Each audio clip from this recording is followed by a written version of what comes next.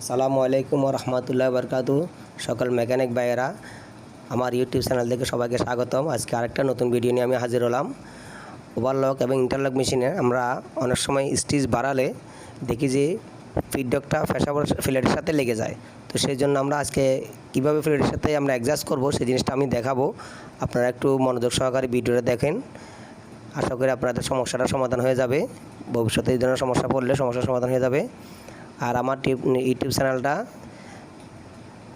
Subscribe করে দেবেন যাতে অন্য মেকানিক বাইরে দেখার সুযোগ পায়।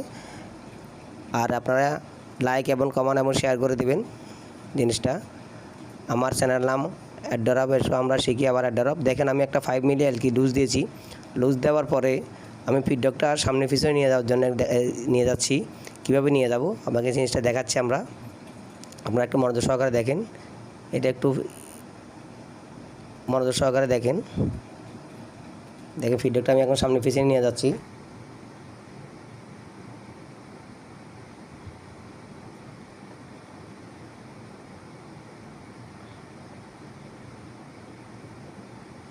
দেখেন আমি এখন ফিডব্যাকটা ফিলেটের সাথে বেজে যাচ্ছে।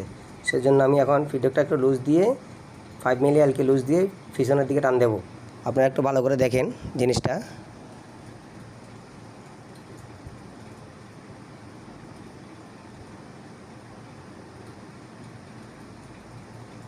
এখন আমি স্ক্রুটা টাইট দিয়ে দেবো, 5 মিলি এলকিটা টাইট দিয়ে দেবো। তারপর আমরা দেখব স্টিচটা ঠিক আছে কিনা। এই কাজটা করার সময় সবসময় আপনারা মনে রাখবেন স্টিচটা ফুল বাড়িয়ে নেবেন।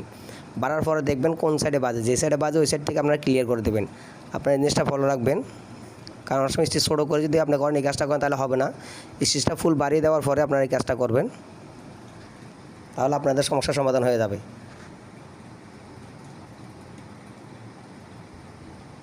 এখন আমার এখন দোনো সাইডে সমান আছে, আমার বাঁচতেছে না।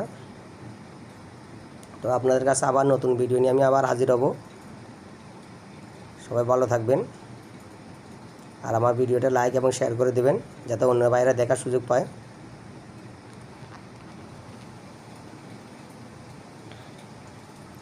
অনেক নতুন মেকানিক ভাইরা আমার কাছে জানতে চাই ওভারলক মেশিনের টাইমিং নিয়ে ভিডিও দেওয়ার জন্য। তো আমি আগামী ভিডিওতে আপনাদেরকে ওভারলকের কীভাবে টাইমিং করবেন, প্রত্যেকটা মেশিনের নিচের বড় মাপ এবং সব কিছু বুঝিয়ে আপনাদেরকে দেবো। আপনারা আগামীতে এই ভিডিওটা পাবেন। তো এ পর্যন্ত আপনারা সবাই ভালো থাকবেন।